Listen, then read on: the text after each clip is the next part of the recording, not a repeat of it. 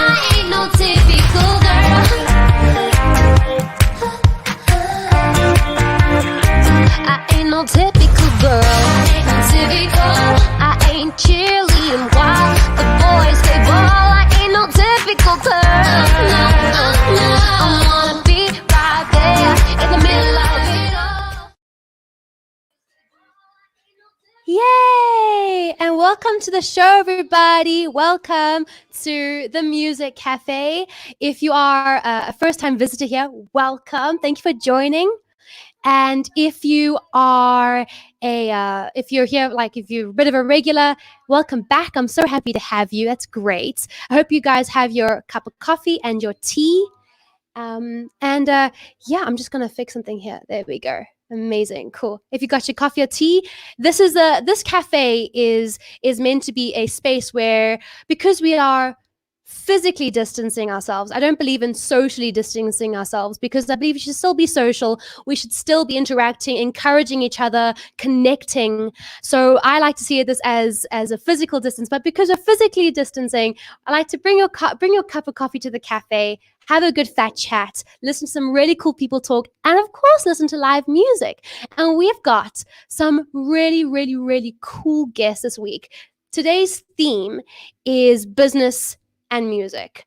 I believe the music industry isn't just about music. It should be about what's in your heart, should be about creating amazing things, but you also have to have a business head on your shoulders. And then you get those crazy people who not only have a business in the music industry, but also have a business on the side as well, and are able to run both, a career in the entertainment industry and a career like in a normal business sense. So we've got some really cool guests who pretty much do both. I'm going to bring them up one at a time. First up, we have Craig Lackey, who is a singer-songwriter and who also runs a writers' round in Nashville, East Nashville, called Song Nest Live. Thank you for coming on, Craig. I really do love having you here. Thank you. It's a pleasure to be here. Next, we have a really cool guy called Mabs Maponyane, and he is a South African presenter, model, comedian, personality, and a business owner on top of it all. Thank you for coming. Thank you for having me. Then we have Adriaan Zillah, who is an all-around creative singer, songwriter, bass player, guitar player, mentor, and also owns companies. And I mean, just a really cool guy. So thank you for being on, Adriaan. Thank you. Last but not least, we have Andre Snyman, who is a business owner, has 2 daughters in the music industry, a family man, and of course, my dad. So I had to have him on. Hi, nice to be here. Thanks for having me. Thank you so much for joining me, guys. I really do appreciate you guys taking time out of your busy schedules to be on the show. And I'm looking forward to having a lot of fun. So I'm going to ask everyone, I think I'm going to start with Craig. Craig, can you give our viewers just a rundown, just like a Tinder bio of who you are, what you do, just so people know who you are? Sure, absolutely. I'm a Nashville-based songwriter. I've been writing songs full-time since 2015. Before that, I had a day job, a gig that we all have to do that. But all I do now is write songs, and I run a songwriter's night, as you mentioned. Thanks for plugging Song Nest Live, Alexandra. I appreciate that. That takes place every Tuesday night at the Crying Wolf, which is a really cool hip bar in East Nashville that my oldest stepson, Daniel Ness, and his wife, Erica, happen to own and run. And it's actually not happening right now because of social distancing. Plus, we had a fun little event at the beginning of March. We had May. We had a tornado, or March. We had a tornado come through, and we have some roof damage on the building that's getting fixed. As soon as that gets fixed, then we're going to figure out how to safely open. In Nashville, we're at phase 1 of the opening, so businesses like bars are not happening yet. But I'm seriously considering, inspired by you, Alexandra, to maybe do Song Nest Live virtually. That'd be so great. Version of that. I also run an outdoor concert series in the summertime called Lackey Palooza. You've been on that, Alexandra. And we did a virtual version of that a couple of weeks ago, and it turned out to be really fun. It was all my neighbors, literally neighbors on the block. I happen to live on a street with a bunch of talented people. But June 20th, we're going to do it again, and mark your calendars because it's going to be international. I realize there's no reason to limit it to people in Nashville. So we're going to be doing it with people from South Africa, from the UK, from Australia, from Sweden, from Denmark, Amazing. Canada. In fact, the only person from the United States on the show will be me. So that is awesome. That's a nutshell. That's a nutshell of what's going on over here in Nashville. That is awesome. And I've been on both Songnest and Lackey, and I love what you do. I love the people that I get to meet. And actually I was planning on being in Nashville sort of mid-March, and I think the tornado happened just before my flight was due. Hello. Hi. How are This you? is Jane Lackey, everybody. Hello. My wife Jane. Thank you She's for gonna help joining me, us. She's going to help me with this interview. She's the one that keeps me looking regular and cool. That's awesome. Well, I can't wait to talk to both of you about all the little bits and pieces that you've mentioned. I'm then going to ask Mups, could you please give our viewers just a hashtag Tinder bio of who you are? I was actually just going to say that, Craig was pretty impressive with the Tinder bio there. I imagine he didn't have much difficulty. That's why he has such a wonderful wife there. That's what I'm saying. I myself, however, not familiar with Tinder bios, but I'll give it a shot. I work in entertainment, media, and I'm an entrepreneur. So I do TV presenting, acting, film production, and executive producing, as well as I'm in the tech and food space. So I have a couple of tech companies around app development and artificial intelligence, as well as machine learning, and also have a couple restaurants, well, a couple branches of the same restaurant, which is a burger joint, which I recently opened in South Africa a few months ago. And that is, of course, not currently fully functioning. However, we are able, under some lockdown laws, to trade a little bit of business to try and survive this period. But I'm passionate about entrepreneurship. I'm passionate about media and entertainment, and I absolutely am passionate about music. However, don't play any kind of professional role in the industry of music. As far as my musical experience goes, it's probably being a choir boy throughout my high school. Oh, that's awesome! I did not know that. Yeah, That is so fantastic. I mean, you wouldn't have thought that at the time, but thank you. Yeah, I mean, well, my dad was a choir boy as well, and I started out in the choir. So I mean, great You know things what? happen. Obviously, that's why we're wearing the same hats, and I think it keeps going with us for the rest of our lives. Andre, love the hat necessarily. Hashtag twinning with the hats.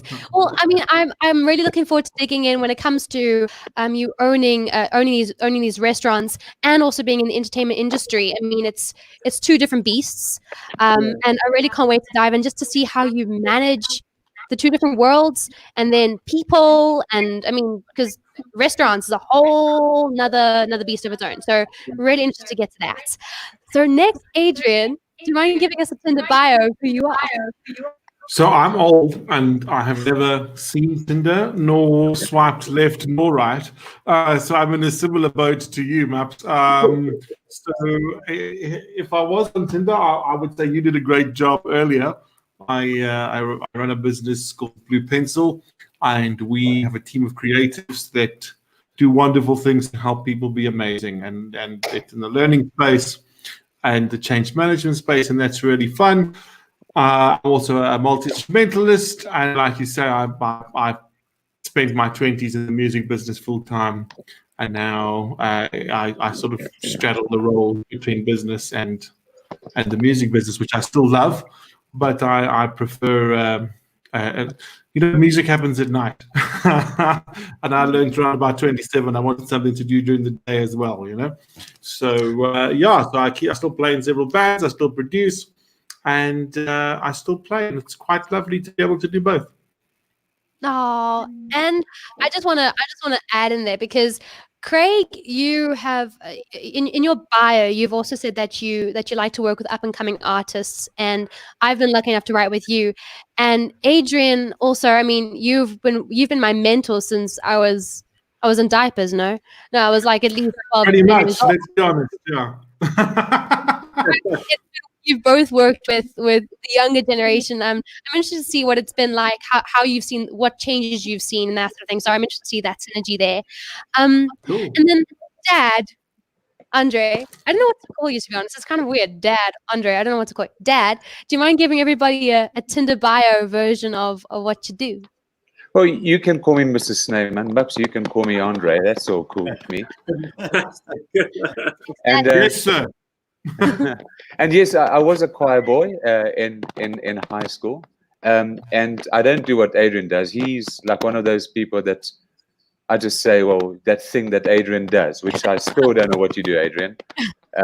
But my life's very simple. I'm the fortunate father of a singer-songwriter and now a TV presenter, and a budding businesswoman with the Writers Round in South Africa, and my youngest is a ventriloquist, so she can talk without moving her lips like that, you see, and also in musical theatre. I own a business. My wife and I have been in business for 20 years, running a hygiene-related company. We supply hygiene products to mainly fuel stations. Craig, it's vastly different here. Fuel stations, petrol stations than in the States. I've actually got a lovely photograph of myself pouring fuel into a little rental car that Ellie and I had when I was in Nashville with her. That was the first time in my life that I'd actually put fuel into my own vehicle. Petrol stations are quite different. We create a lot of jobs. We've got petrol attendants, so it's a big part of our economy. And we've been in a fortunate position of providing hygiene-related products to that trade for the last about 20 years. Yeah, That's we're me. turning 21 this year. Yeah. Yeah, when I say we, it's Dad's business, but it's a family business. I help out whenever I'm in South Africa, or I help out where I can, and it's already cool to sort of be in that part of the business, sort of dealing with customers, dealing with suppliers and product and all that. So it's a whole other world for me compared to the music industry. But my dad, yeah, like he said, he supplies. We're a what's the word? We're an essential service right now in South Africa. So I'm interested to just hear how the business has evolved and changed and adapt to work with COVID-19 laws and rules, and then of course shifting your brain, working with my sister and I, just seeing like the difference, or is it the same thing? We're gonna find out. So I'm gonna hop to Mups first. Mups, when it comes to, now you've opened up this really awesome burger joint that my sister has been to, and she went without me, which I'm not okay with. But I want to know what firstly inspired you to start a business, and when did that idea come to you? Because you were in the entertainment industry, and when did you make that shift, and why? So I've always been entrepreneurially driven. I remember when I was 7 years old, in fact, from a very young age, whenever my parents wouldn't let me put the extra things into the grocery trolley, I would ask them why, and they'd always just reprimand me and say, well, I'm not making any of my own money, so therefore they decide on what goes into the trolley. And I remember at that point, I always started trying to figure out ways I could make my own money. And when I was 7 years old, that's when I drew up my first contract. And I managed to get my parents into a contract, a very simple contract, but I managed to get my parents into a contract that's basically something I had drafted on a piece of paper and put 2 lines underneath where they would both sign. And it basically stated that if I helped cook, clean around the house, if I did basically all my chores, plus wash my parents' cars, brought them food when my mom made dinner, and then washed up after them as well, and kept the kitchen clean, kept my room clean, make sure that my bed was always made, did my homework, and I kind of worked into that clause that I needed to make sure the TV was working, which ensured I could still watch TV now and again. Then they would have to pay me R1 a week, and I managed to get paid R1 a week, which I started saving because my mom had bought me this piggy bank, and I always tried to figure out how I'd end up filling it. And so they would pay me R1 a week, and I'd put money in there. And each time we'd go to the shop, I'd say, you know, I've got the money, can I put this in? And my mom then would kind of say, no, rather save it up for something a little bit bigger. And I remember about 2 years later, I bought my first bicycle. And that's what started like getting me really kind of savvy about what you can do if you save well, use your money well, start business and grow into different things. And I started getting exciting in different ways. I used to sell marbles at school. When I was in varsity, I used to sell these paper wallets that you couldn't tear. And they're really cool, quirky paper wallets that look like tube maps and newspapers. And I was just always trying to figure out how I could build capital for the next thing. And so when I entered the entertainment and music industry, it was just something that I actually fell into. When I finished high school, my parents had issues financially. And so they basically had said to me, you're on your own. Your dad's company has just been liquidated, and I'm unemployed. I'm being my mom. I've been unemployed for like the last 2 years. And so they said, unfortunately, we can't ensure that you will be fine for, we can't pay for varsity, but we know that we've sent you to a good school and you can make a plan. And kind of since then, I've just set off and tried to make a plan. How I ended up in the entertainment industry, I loved talking, I loved people, I loved television, and I always wanted to just try it out. And I was fortunate to have found out about an audition for a sports rugby show on one of our big sports channels in South Africa, Super Sports. And that was my first presenting gig. And I was trying to make extra money, and a friend of mine had said, you know what, you're actually okay to look at, you should try modeling. And I tried that out. I wasn't interested, but I tried it out because I could make another, quick buck there. And one thing just kind of avalanched to another. And I was studying while I was working, about 3 or 4 jobs. And while I was studying, as I said, I ran a couple businesses there at varsity. And when I finished varsity, I focused on the entertainment industry and kind of spread my love for different kinds of businesses to let my geeky self out in the tech world, app development and everything. But I've always had a love and passion for food, and I always wanted to figure out how I could get into food retail and owning a restaurant. My mom would cook with my brother and I, my older brother, and we enjoyed cooking, but I always said that I was far better at eating. So I always wanted to own a restaurant because, we'd go get treated now and again. We would go to a restaurant as a family. And I would think of, as a kid, you're thinking, look at all this food, endless food. I want one of these. But obviously, as I rationalized it as I got older, I just loved the pure excitement of being able to have a place where you can bring people together, unite them with food, and ensure that the family has a good time. And I always said I'd do that before I turned a certain age. And last year was the right time, and I did it. And now we've been super fortunate. It's gone well, and I definitely can't complain. Obviously, now we have a massive hump in the road because of the COVID-19 crisis. Yeah, it's always been important for me to have different streams of income and diversify while things are still going well, and you can kind of grow on your networks and start to make sure that you've built your foundation so that as you move on and you become the old news, or there's a change of guard, or things change, you're able to really still keep on with your livelihood and your different interests. By starting them early, you can gain enough experience to grow those in the future. So that's kind of where the thought came from. that's very cool. And now you've got Buns Out Burgers. I mean, Yeah. like, so cool. So cool. So are you guys able to now deliver? Are you doing deliveries and sort of online orders? Yeah, so we've been doing deliveries for about the past week, and we're trying to be as efficient as possible with those so that people can still, be able to get their burgers, and we can keep kind of making as much as we can to be able to pay rent and everything, because we still have to do that. There haven't been any concessions for that from landlords and everything, so we've had to focus on that. Right. And it's obviously hasn't been great. We're performing at 10 or 20% capacity. Yeah, that's our spot. 10% capacity for now, but the demand is really growing more and more just from deliveries. It's just that we can't run fully functionally, or it becomes quite dangerous from an overhead perspective, where we have to run on a skeleton staff, so we can only do a limited amount of food. And we've been lucky. Whenever we say we have this many deliveries for the day, then they genuinely get quite close to being sold out, or they get sold out. That is amazing. That's congratulations. Honestly, that's incredible. And I love what you say about being sort of an entrepreneur from a young age, because I think that's really important, and it's quite cool that I know that the successful people that I know have all started out from a young age with that brain in their head, wanting to figure out a way to make money in an effective, quick, cool way that's going to get people's attention. I mean, my sister and I used to sell fudge. We used to make homemade fudge and sell it in jars of the branding. So I totally get where you're at when it comes to your headspace. And I mean, Adrienne, you were in the music, still are in the music industry, and you run a company.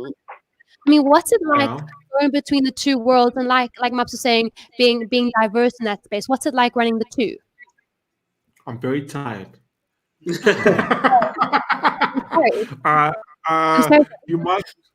You must love little sleep and lots of productivity. I think it takes a certain kind of crazy, because having 10 greedy little fingers and 10 greedy little pies, whether those are creative and passion projects or not, means that you have to have a singleness of focus in different pieces of the day on different things that you're doing. So you can't be. You have to be a little ADHD. You have to be a little bit crazy, and you have to be not the kind of person who wants to sit around watching TV all day. That's very true. It's very true, and it's easy habit, especially during lockdown. Well, I mean, I don't think you should beat people up too much. Lockdown is such an unprecedented, weird thing. I've been saying to all my staff, you mustn't feel bad if you don't come out of lockdown able to speak ancient Greek. If you just saw your way through it and survived and became closer to your friends and families and were a little bit introspective, and that's good enough. If like me, you're studying like a crazy person while you're doing it and learning new instruments, that's also great. But I don't think we should lazy shame people at this particular point in humanity. So what instrument are you learning now? It's called a ukulele. It is a very strange instrument from Brazil that one of the bands I played gave me as a gift before they relocated to Cape Town. I think it was their way of bribing me to stay in the band, even though they are so far away. They didn't have to bribe me. I love the guys. Shout out to Don't Poke the Bear. And so I finally got around to playing it. It must be working well, because I was playing on the veranda on Saturday, and all the neighbors started screaming over the walls to requests, etc. So obviously I'm doing something right with it. That's so great. Well, I want to ask you, Adrienne, because when it comes to team members and working with people, so like for me, I have certain people that I ask questions and that advise, people like my dad, like you, my mom, certain people that I trust in a circle. And when it comes to guys that work for you in your company, how did you go about picking the right team members and knowing which puzzle pieces fit? And then when it comes to working with people, are you loving it? I'm loving it. Okay, it's a great question, because the answer to that question evolves all the time. I think Maps will back me up there. You think you've got it right, and then you evolve it as you go. But the rule of thumb for us is that I can teach skill. Can I use naughty word on this show? It's just a little naughty word. I can teach skill. Okay, fantastic. So I can teach skill, but I can't teach you not to be a dickhead, right? So for us, it's really important to find out what your soul is and what your passion is and what your drive is, particularly because in the business side, what's important to us is that you want to help people be better. You want to change the world through empowering people. And if that's not a passion of yours, then go off and make pretty pictures, right? And in the music side, I always hire people that are looking to push 10 and do something groovy, but at the same time, their focus is on the audience, not on themselves. So it's on realizing that in the music business, it's the music business, and without the business, there ain't no music. So Yes. people who don't understand that your chief instrument is playing the audience, I'm not interested in working with. I think that's very interesting. And I mean, Craig, you work with a lot of really cool songwriters all the time. You're working with songwriters when it comes to putting on shows. You're writing with them. You're writing with up and coming artists. What was it like for you, firstly, in the beginning of your career? Who were the people that sort of guided you and sort of gave you that sort of open door in a way to writing with those, or at the start of your career, writing with those really cool people? And then what is it like now passing on that knowledge to the young people that you now write with? Well, I feel very honored and lucky to be able to work with so many talented young people. And how that happened is kind of just an organic thing that happened over many, many years. You know, I moved to Nashville in 2007, but I'd already been coming back and forth to Nashville for many, many years. I was living in California and making trips like monthly, coming and writing. And it's interesting when you're from out of town, and I think you may experience this yourself. When you're from out of town, I'm talking about out of Nashville, and you come into town for a 2-week period of time, people will arrange their schedule or rearrange their schedules to work with you because they know you just have a short amount of time and then you're gone. So I took advantage of that. Being from out of town, I always lined up a bunch of co-writes. And I was lucky to become friends with a guy named Tim Buppert, who is very active in the songwriting and music industry in Nashville. He introduced me to a couple of his friends. I started writing regularly with him, with a guy named Steve Williams, who had just had a #1 song on the country charts with an artist named Craig Morgan. The name of the song is Redneck Yacht Club. And so by accident, or just by being a nice guy that's easy to get along with, I got to meet some really good songwriters and just started writing with them. And, you know, I think my secret weapon really is being a nice guy. I think if people enjoy being around you, then you have a better chance of success in whatever it is you're wanting to do. There's an amazing hit songwriter named Hugh Presswood, and he put it to me like this once. He said, there's 2 ways to make it in this industry. One, either to be so talented that people can't afford not to work with you. The other way is because people want you to succeed. And he goes, I don't know anyone that made it from the first reason. You know, I think, you know, we all come up together. You know, you've heard that saying, the tide rises, all the boats come up at the same time. So the boats that I'm with right now started a long time ago, but then the Songfest Live show and the fact that, you know, I've been doing this a long time has made me kind of legit amongst the youngsters. And now I'm just thrilled to start getting a little bit of traction with some of their cuts and things like that. It's really very rewarding. I mean, and I love what you do. I love how you write. I think we wrote a really cool song when we got to writing Me, My Headlights, and Dr. Pepper. Me, My Headlights, and Dr. Pepper. Really cool little song. I love how you write, and I don't ever want to be the best songwriter in the room, because I like to grow. I want to be shaped. I want to be pushed, and you definitely did that for me. So I can testify to that. But I also loved your writers round. Can you just tell us a little bit about putting together the writers round, how that all came about? Yeah. So Jane and I were at a writers round, and sitting next to us was this lovely couple, advanced in age, is kind of like we are. And we just got to talking about sushi. We were there to listen to his daughter, Laura Veltz, who's a hit songwriter here in Nashville, very successful, perform a writers round. And then this is Ken Veltz and Jeannie Veltz that we met that night. And we just got to talking about sushi. Where's a good place to get sushi?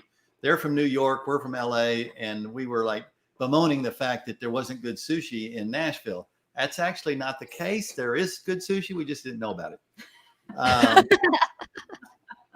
So that conversation morphed into a conversation about songwriting and shows. And then Ken and I just enjoyed each other's company so much that we started writing together. Kind of broke my rule. He's not a young artist. He's like in his, is he in his 60s? He might even be getting close to, he's in his 60s. Let's just leave it right there. Yeah. And so we started writing together. And then we started talking about, he did a writer's round type of show when he lived in New York, and he was kind of missing that. And he was saying, man, I just need a cool, funky, vibey bar where I could do a writer's round. And I said, well, my stepson, Jane's oldest, owns a cool, vibey bar in East Nashville that's got a really nice back room where we could do a show. And so Ken bought on eBay 4 stools without any other thought other than these stools are the perfect height to do a writer's in the round. They're not like tall bar stools, and they're not too short. They're just the perfect right size to sit 4 people and do a show. And so after that, he found some chairs. So we bought some chairs, and then we kind of started tricking out that back room and started doing shows. I guess our first show was at the end of 2016, and we've been every Tuesday until COVID. Till the tornado, actually, at the Crying Wolf, and we'll be back. We'll be back. Yeah. Well, I do love that it all started with a chair. I love that. It all started with a chair because there's I'm a member of NSAI, which is the Nashville Songwriting Association, and their little motto is "It all started with a song." So it all started with a chair. Good. Next time I'm gonna steal that from you next time somebody asks me. You heard it here first. You heard it here first, folks. You heard it here first. I because of the Nashville community, the first time I traveled to Nashville, I fell in love with the people. I fell in love with the food. Dad can testify to that. Like, we love the food. We love the people. We love the culture. We love the music. And I was introduced to my very first writers round. I actually went to remember Bobby's Idol Hour on 17th Music Row. Yeah. And that was the for a long time the only bar on Music Row in Nashville, and it was just the coolest, funky space. I had played my first writers round there. So for people that don't know what a writers round is a platform for musicians to play their original music to a listening audience that actually just want to hear original music. They want to hear the stories behind the songs, and it's usually 4 or 5 guys or girls sitting on bar stools that are the perfect heights, all plugged in with their acoustics or a bit of a band behind them, as we sometimes have with Songnest Live. And they all play a song in turn. And after the hour's done, the next guys hop on. And I love it. And I actually brought my own event home called Writers Round SA. And we had a few events for the past 3 years, but nothing this year because of COVID, naturally. But we need... I love that I know what you're talking about, because you put on such a great Writers Round event, and it was awesome to be a part of it and see what you guys do. So awesome. Thank you so much. Well, you know what? We're always looking for wait, hang on, what are the words? Cool, vibey, funky, new bars. Wink, wink. Buns up. Might be a good place. always looking. So, we should get. Yeah. Yeah. When I finally make it to South Africa, I hope to go to Buns Up and perform in Alexandra's Writers Round in the back room of a Buns Up. Your hashtag winning. There we go. In one sentence. And then we're gonna have Adrian playing some random. What are you playing? A ukulele. What are you playing? Ukulele. Are there vegan burgers? There are 4. Actually, there are 5 vegan options, sir. Winning. Amazing. Well, I think this is all going to work. And then on top of that all, I mean, my dad we supply cleaning chemicals, so you guys know that you'll be safe from COVID because we're going to be super clean. When we burn the place down with our amazing riffs, then you can come and clean it up, Dre. That makes sense. That's great. What, you, the ribs, or the place then we'll call it bums out. Oh my goodness. Well, Dad, I want to chat to you a bit about how the business has sort of evolved and changed during COVID, because when it comes to the music or the entertainment industry, I said the music industry, the entertainment industry, it has definitely changed. We've had to reinvent ourselves, and like what Map said, just sort of find different diverse ways to make money, to get our art across, to connect with our audience. So that has definitely changed. How has status hygiene changed during COVID-19? Well, on the Thursday night before we entered into lockdown, Thursday afternoon on the 26th of March, we were still we were going ahead with business because we felt that we were an essential product, supplier, being all things hygiene. And then I got news that out of the 20 suppliers that we support, for our product, we only had about 3 that were going to be open on the Friday morning. And so I made the decision on the Thursday night to actually close our business for the next few weeks and discuss it with my staff, explain how we would be paying the guys over the next few weeks, how we would be supporting them, and that was it.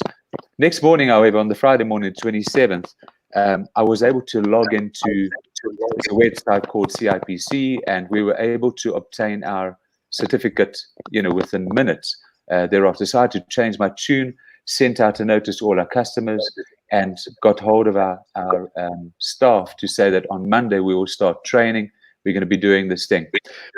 But you can imagine that from one day to the next, we were only able to supply 25% of our basket of goods to our customer base. Our customer base, fortunately, being petrol stations, they were deemed to be essential service providers. And so we had a platform at least to supply to. But traffic was down, and business has obviously, 3 weeks, initial 21-day lockdown has now turned into, as of tomorrow morning, 60 days. So it's quite a paradigm shift, and Maps, you would know that. But and I'm actually looking at you on the screen now, Maps, and I'm saying that the one thing that business has changed a heck of a lot in the last 60 days.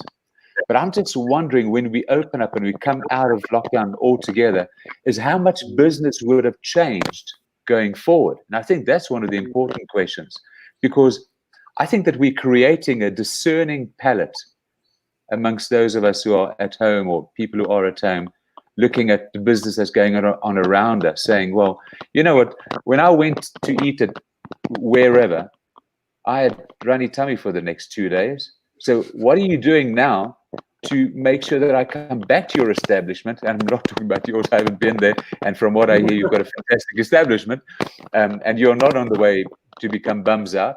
But the thing is, business across the board, I think we don't need to reinvent ourselves, but I think we need to really sharpen up. We really have to become sharp about how we view who we are, who our audience is in the music business, who are our clients, our customers, and we need to satisfy them even more than we were doing before this thing came about. I think COVID-19 is creating a discerning palette amongst our audiences, and it's going to be tough to survive, and we have to be really on top of our game to be able to make it. So yeah, I've got 100 things to say, but I think that's, for starters, that is where I want to pitch it.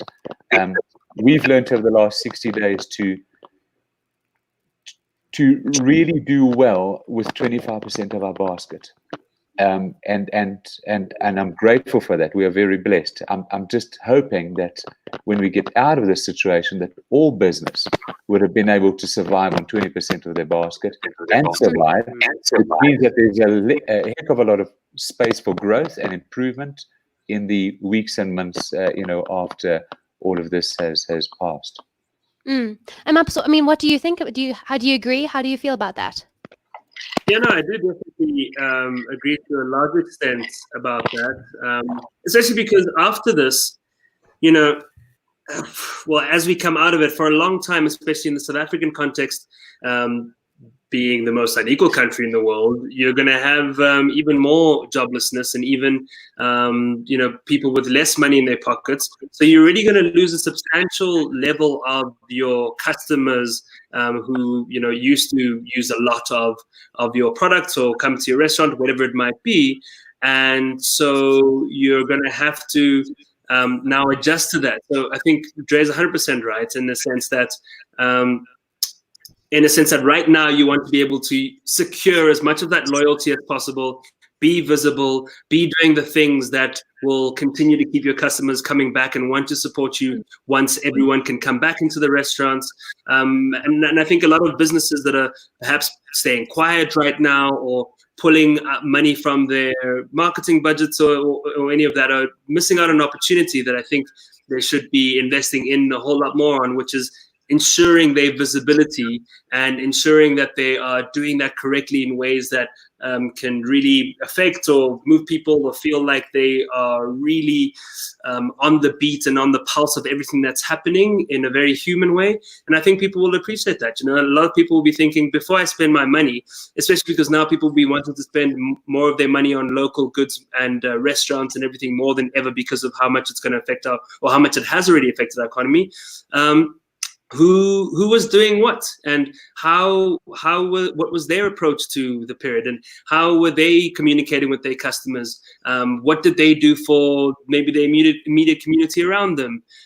Something we try to do, for example, is with the burgers that we are delivering, we also make sure that a percentage of those burgers per day we're trying to deliver to our community too. We're making separate burgers as well for them, and to keep that running and trying to see how we can actually be a part of the solution while we're trying to save our business too. Yeah. Yeah. I just want to, we've just got, oh, sorry, Adrian. Yeah, sorry, I interrupted you. No, I think it's on the money. I think it's, and I'm very much thinking out loud here. I think two interesting things about the space for me is that there's two industries that are irrevocably going to be changed by all of this. Number one is education.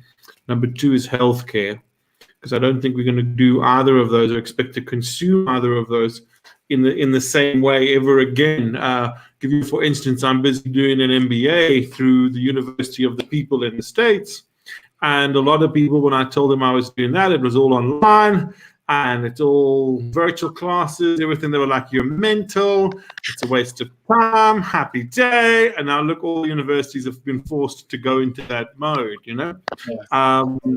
So I think that's the future of education. Future of healthcare is very much, why do I have to go and sit in a doctor's office when I've got the flu, just for him to give me a note so I can come off work tomorrow, That's insane. Yeah. That's why people are catching more bugs. So I think the way doctors have responded like that is going online as well. And ironically, I think the music business, as much as it's hurt all of us with the move to Spotify and Apple, that kind of discernment and availability of service, I think, is what the whole world is going to. And if you look at where everyone's going with the gig economy and saying, I don't want to have long-term contracts. I want to be able to pick and choose what I want, when I want, what I feel, what's the latest groove. Sure. And the best people float to the top in every single industry, not just the music business. I think we're going to see the iTunes of hygiene and the iTunes of burgers and iTunes of everything coming out, Yeah. And just quickly to chime in, sorry, there was a question earlier that popped up by Mark Lee, one of our viewers right now. Someone who's listening. The one about the restaurant occupancy. Yeah. So, Mark, unfortunately, in South Africa, we can't have any occupancy at all into the restaurant. We're only allowed deliveries. However, in a week's time, we'll be allowed takeaways and collections. Still no occupancy at all. So we're just kind of trying to sell whatever we can via deliveries. And then by the time we get to what we refer to as level 2, which will probably come in the next, I wouldn't be surprised if it was another month, is when we can start to have 20 to 30% occupancy, and then we'll only get to full occupancy again at level 1, which will be in a month and a half to 2 months. Well, actually, no, that's very optimistic, but probably not. Right. So I think because Adrian, you brought up the music, I think Craig, would you start us off with the first song in our writers round? Absolutely. Yay! Yay. So I just quickly explain again in case somebody's missed it. Writers round is a way for singer-songwriters to play their original music songs that they've written, tell the story behind the song, and we're gonna have a little virtual writers round. Yeah. Yay. This is a song I wrote with Ken Belts that I mentioned earlier that co-founded Song Nest Live. And Jane and I yesterday just celebrated 22 years of marriage. Oh, And wow. thank you. And that's a big accomplishment. It's that Tinder bio of yours. The Tinder bio. You write a good Tinder bio, you'll have a good marriage. Ken and his wife Jeannie have been married. I think it's now 45 years. They've been together much longer than us. So we wrote a song. Like when we get together, a lot of our songs are about how lucky we feel we are to be with the girl that we married. So this is called "When I'm With You."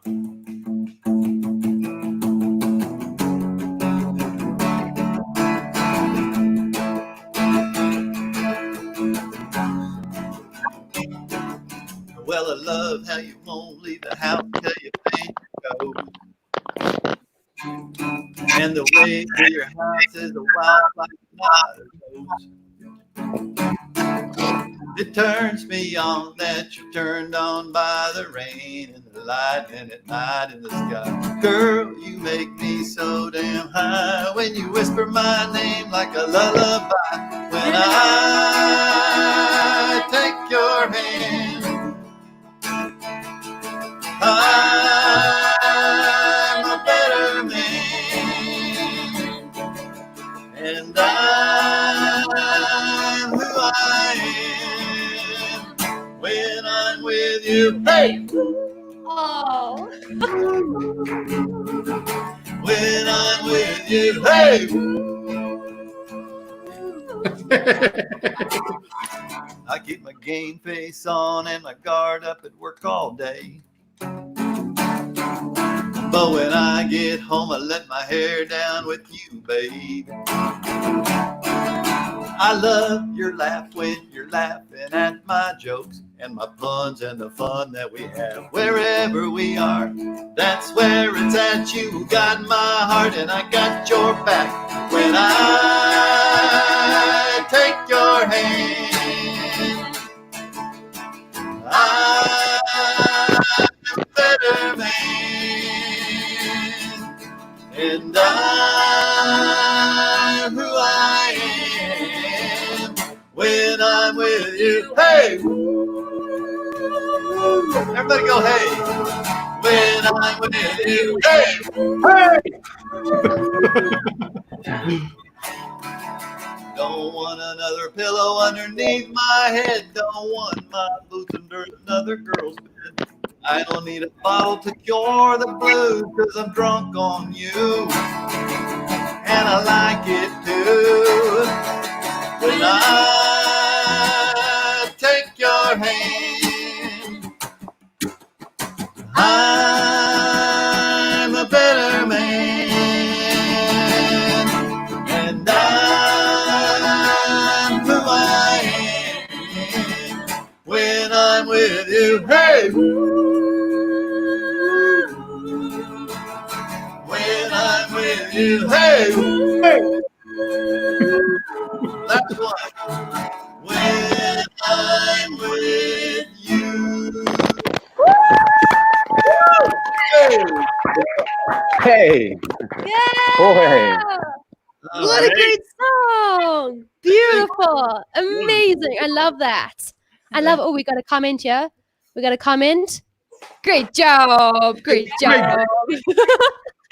Sorry, Craig, the gearhead in me wants to know what that guitar is. Oh, I am so glad you asked me that. So, let me tell you a little story. I'll make it short. This song was built by Guitar.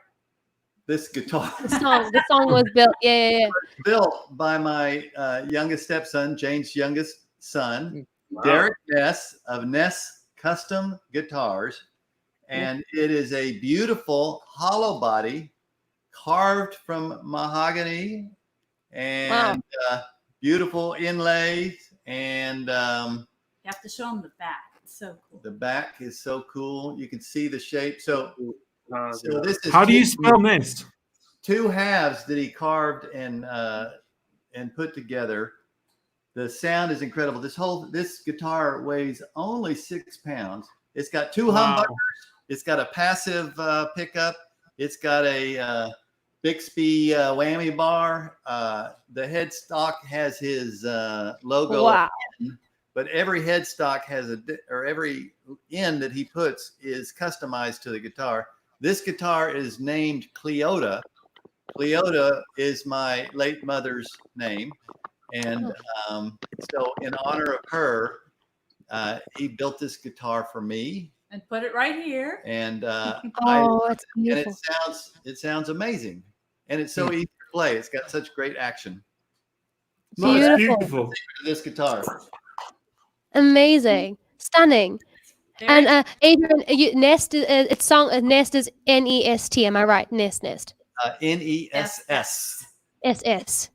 Ness. On Instagram, I put that into Google and I just got a bunch of Nintendo guitars. So Nest will make more sense. Thank you. Yeah. Found you. Yes, I'll check them out. Thank you. his Custom guitars. Instagram is NESSCUSTOM, as in custom guitars. Yeah, I found him. Thank you very much. Adrian, when I go to Nashville, you're going to come with me. We'll go get a guitar. Oh, yeah. Yeah. Done. Yeah. Amazing. I love that. Maps, you're next in the Riders Round. Can I just come try the burgers while you guys are there? Sure. Defo. Yeah. But no, you have to grab your flute, and you're now next in the Riders Round, man. Riders Round? Yeah. Adrian, Didn't you get the memo? Adrian, Derek is building his first sitar. Do you have a sitar yet? Have you learned to play the sitar?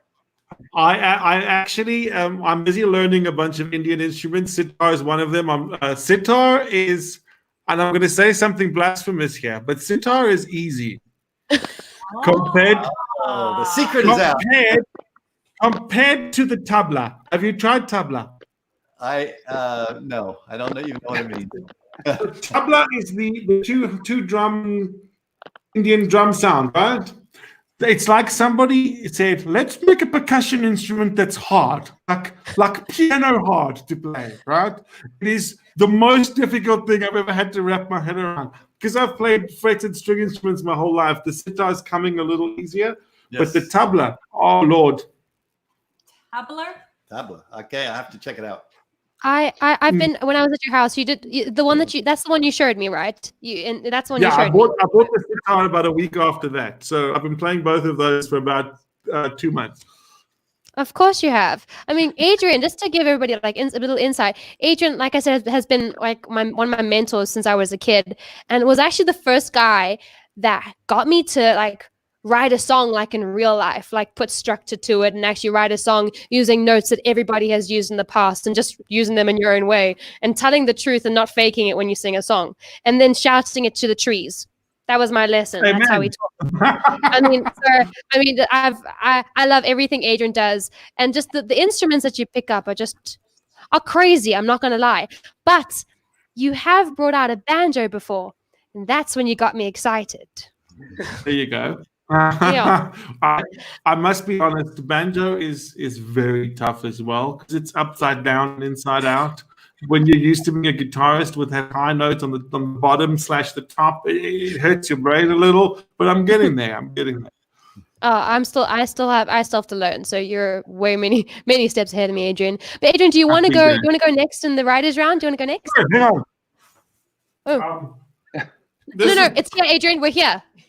I'll just He took go literally.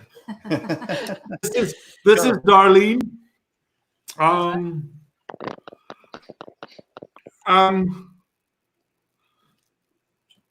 Sure, I'm going to play you something old, if that's cool. You played a happy song. Ooh, you played a happy song. I don't really write happy songs about my wife because when I do, I sound like Michael Bolton. And Sting said, "Girl likes boy, boy likes girl is boring. Boy likes girl, girl likes somebody else." Now that's interesting. I tend to agree. So this is the song called "Enough." Yeah.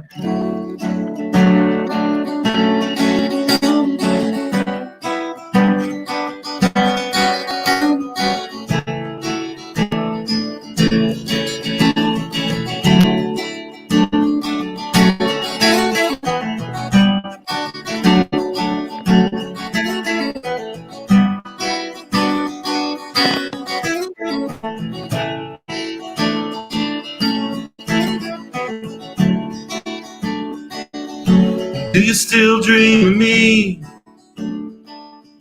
'Cause I still dream of you. When I dream in each scene, can't believe all the things that I'll do. Do you wake up and cry? Remember I'd leave. If you slid, if you did all those things that you do to me, it's never enough when you keep on calling. Never enough when you keep on stalling. Never enough, 'cause I feel I'm falling. Do you still tell a lie that I was to blame for your happiness, sadness, your restlessness, lies, your shame? And I've seen your picture. You look happy now. I don't know how I feel, but I want you to see it somehow. 'Cause it's never enough when you keep on calling. Never enough when you keep on stalling. Never enough, and I feel I'm falling.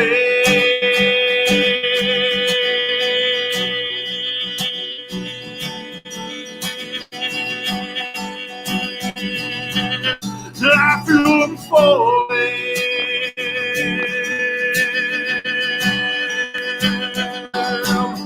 Falling,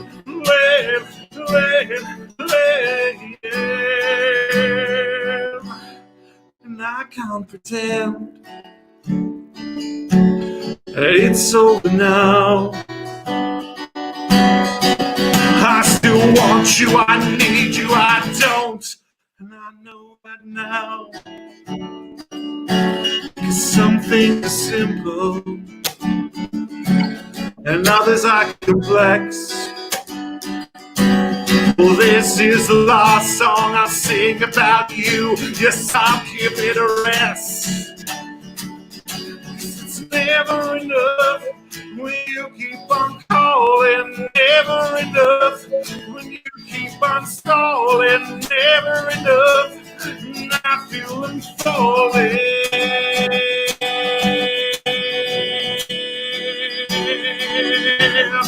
I feel I'm falling. I feel I'm falling.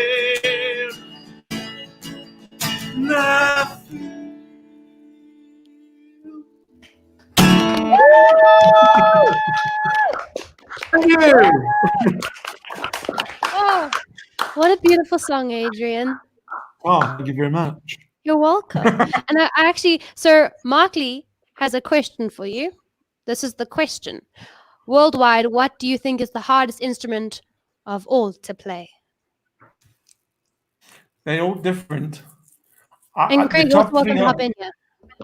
piano, sax, piano and saxophone, hands down. Piano and saxophone. But I the mean, yeah, sitar is Greg- close. And the tabla is very close. Yeah. Oh, and what do you think, Craig? Oh boy, your trick question. I'm a one instrument guy, the guitar, and for me that's extremely difficult. Well, Let's be yeah. honest, Greg, they're all hard in their own way. Unless you're playing the recorder, they're all hard in their own way. Record is hard, okay? Record is hard. Forgive me. I knew someone would complain. Adrienne. You won't remember what this is, Alexandra, but the VCR is a very difficult thing. I just blinked 12 all the time, huh? Oh man, sorry, Maps. What were you gonna say? Were you gonna say that you also play the recorder? No, I was I was just saying to Adrienne right now that thanks for the encouragement, because I literally just started playing the piano about a month and a half, well, 2 months ago. No, just before lockdown, so 3 months ago. And oh my gosh, I'm just like, your mind just works in completely different ways, and I'm so glad you said that. I feel better about that. Can I give you the best advice you'll get? Right? Yes. It's going to be hard. It's going to be super rewarding. I'm super jealous you're doing piano. Ironically, piano is the one instrument I've never learned. Right? Because it's not for me. It's not for me. I don't have the patience, right? Yeah. It's that hard. I mean, I play, but I don't play, right? You have to separate your brain. When you're playing piano, you are a bassist and you are a melody at the same time, but very differently. So when you start thinking about those two different ways, it becomes much easier. Yeah. So as long as your headspace is, I am bass as in rhythm, and I am melody as in then you're cool. When you start trying to play them together, you're in trouble. But you realize that they're separate, then you're okay. Yeah. Okay. Well, thank you very much. I'm gonna keep that in mind. But the next thing I really want to say is a fantastic performance there by Craig and Adriaan Zillah. Now, right around. And next up, we have Alexandra May. Thanks, Moms. Oh, can I keep you as my presenter? Pretty please. Oh my goodness. Lol. Well, you know what? I just wanna add in here that so my dad started out as being in the choir, but then also taught himself guitar, and he's got this beautiful Ebenezer that was built, I think it was built in the late 80s, and he bought. How much did you buy your guitar for, Dad, in like 91? How much did you buy it for? A month's salary. Which was at the time, yes, 1,500 rand, yeah. Which is what, like $100 now? Yeah, $100. It's nothing now, but back then it was all I had. Yes, and so now Dad had that guitar and then passed it down to me. So, I stole it. It's mine now. I just keep it anyway. But now I now play with the Yamaha. But I just want to sort of say that I wrote this song. I'm going to play a song called Brown Eyes. So I actually wrote this on the piano, and I wrote these verses, and I really love playing with it. I just was writing differently, try to push myself again, and then I took it down to a guy in Cape Town called Lackey Rothman, and he's quite big in the production side and Afrikaans music as well. And we wrote the chorus together. So I'm gonna play that song. And Adrienne, I'm gonna one up you. This song is about my dog. Nothing wrong. Like I said, boy likes girls boring. Boy likes girl likes somebody else is interesting. Boy likes girls into horses. Now we've got a song. Now we've got a song. Okay. So the song is called Brown Eyes. Can you guys hear the guitar?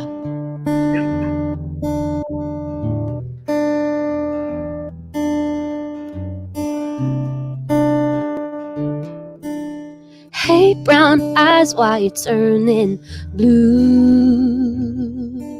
Don't let those skies rain down on you. Know where you're going, I'm going to. Let my love guide you through. And even on a starless night, I'll leave the light on for you.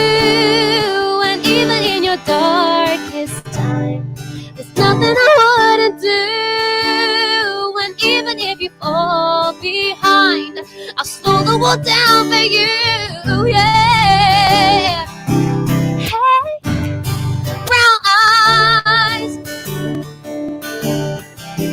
Hey, brown something about you. Yeah.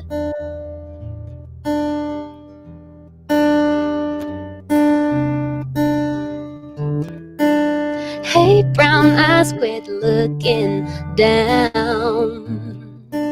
You got all you need in this house. I'll be your roots and I'll be your clown. Let my love be your standing ground. And even on a starless night, I'll leave a light on for you. And even in your darkest time, there's nothing I wouldn't do. And even if you fall behind, I'll slow the world down for you. Yeah. Hey, brown eyes. Hey, brown eyes. There's just something about you. Yeah.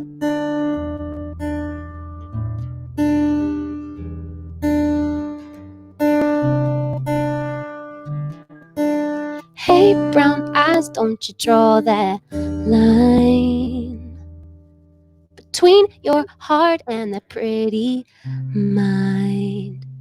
And even on a starless night, I'll leave the light on for you. And even in your darkest time, there's nothing I wouldn't do. And even if you fall behind, I'll slow the world down for you. Yeah. Hey, brown eyes.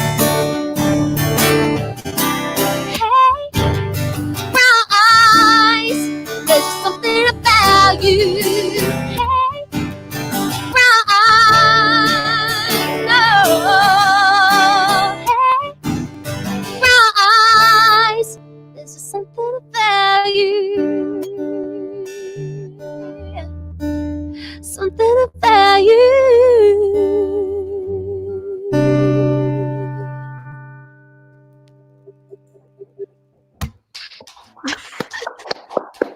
Thank you. Thank you very much. That's one. Thank you, Adrian. Coming from you means a lot. Thank you. Appreciate it. Oh, No, you're I mean, very it's- kind. I mean, it's been really amazing having all of you on the show tonight. Thank you so much for taking time out of your busy schedules to do this, just to share your knowledge. And I think because we're already 7 minutes over, so thank you so much for hanging on a bit longer, guys. I really do appreciate it. But I think No as like a closing segment to the show is if we can go just around the room, and is there something you can share with, whether it be an up and coming artist or somebody who's an entrepreneur who's got that spark, wants to start a business, or even if you'd like to add in parents who have a kid who want to get into the music industry. Do you have some words of wisdom that you just want to pass on? Just something, just some encouragement, perhaps. Craig, do you want to start? Oh, Yeah, absolutely. If you do anything else besides music and be happy doing it, probably a good idea. But if you're like most of us and all do music, then do it.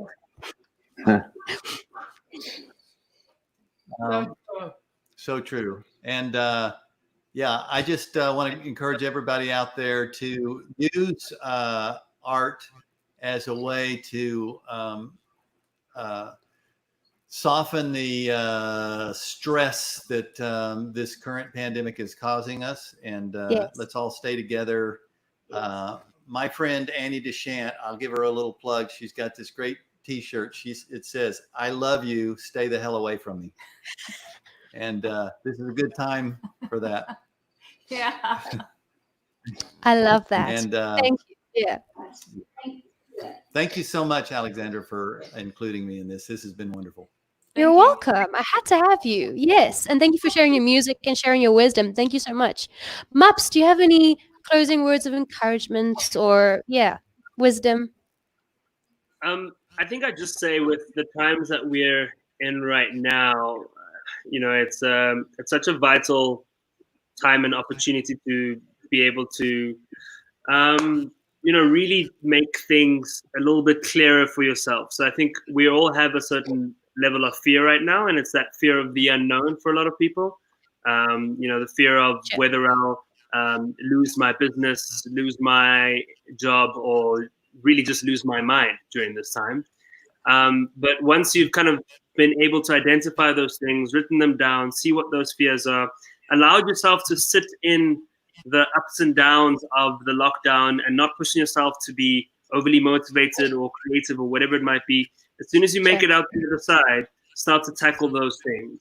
Really start to identify what the opportunities may possibly be when you are ready. And then I think just jump into it. I think for a long time, people can be too complacent, thinking about a great idea the whole time and not really just going for it. And right now, if you don't kind of take that big leap of faith as soon as you can, then you're not going to get an opportunity like this again. So definitely, I think I'd just encourage people to go after the things they've been wanting to, because there probably won't be kind of a better time for them to really take those risks as times that are uncertain as they are right now.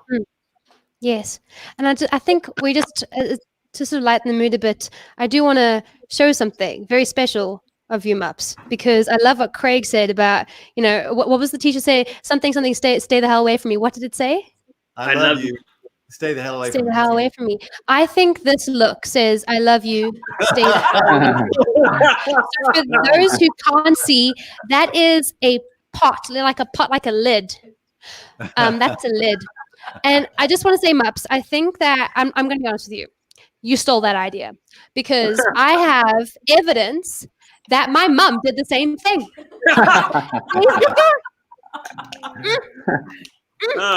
So, I love you.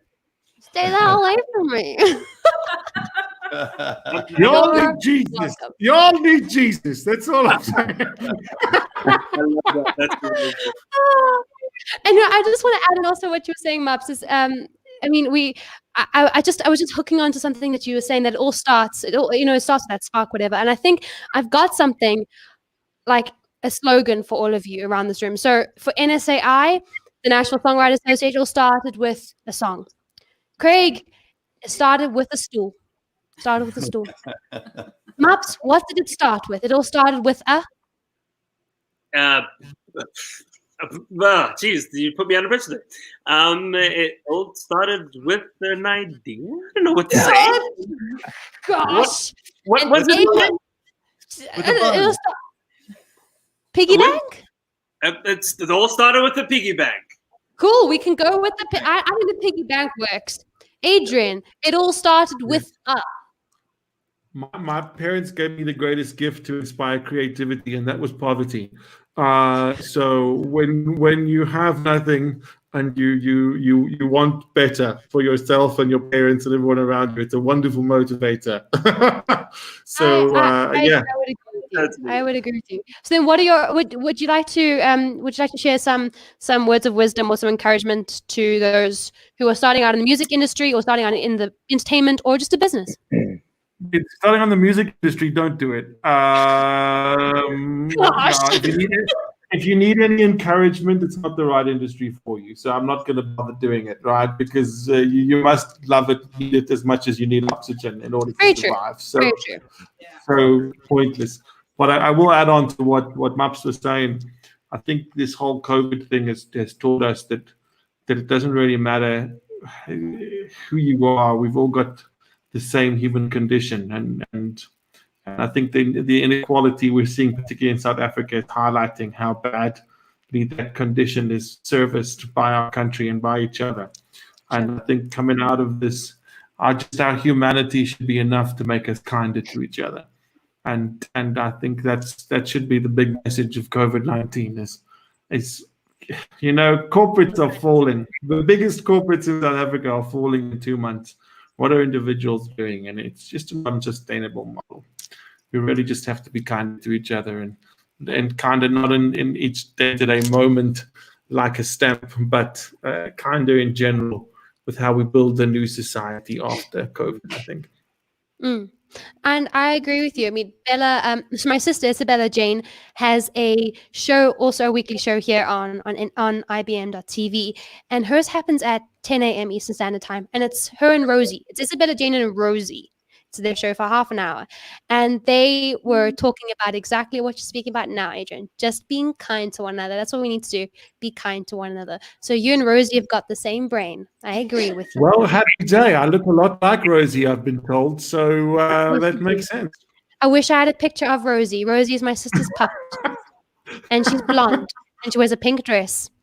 I of course, too am a Adrian little girl in Harrison. a pink dress in my mind. It's fine. Hashtag do you boo? Do you boo? Do you, boo-boo? Well, Dad, for you, I think, and you must correct me, but I think for you it all started with toilet paper. Are there some parting words that you'd like to just sort of give out to everybody watching?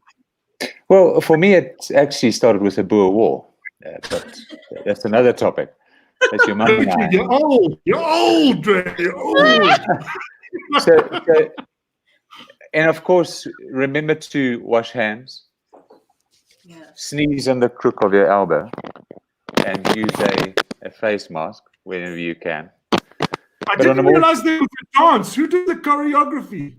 Adrian, keep up here. Keep up with the program.